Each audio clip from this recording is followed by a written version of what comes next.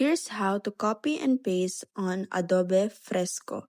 First thing that you need to do is to make sure that you have already installed the Adobe Fresco to your account or device. Afterwards, you will see there the pixel layer on your account.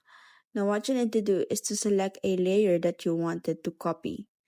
After selecting the layer, you will see there the duplicate layer. So what you need to do is to click on the duplicate layer option. Afterwards, you will see there the option which is the copy layer. So when you are already decided to copy this layer, click on the copy layer, and then afterwards you can now go ahead and see there the paste layer option. So that easy. Just go ahead and select a layer, click or right click it so that you can go ahead and duplicate the layer, or just go ahead and copy and paste the layer option.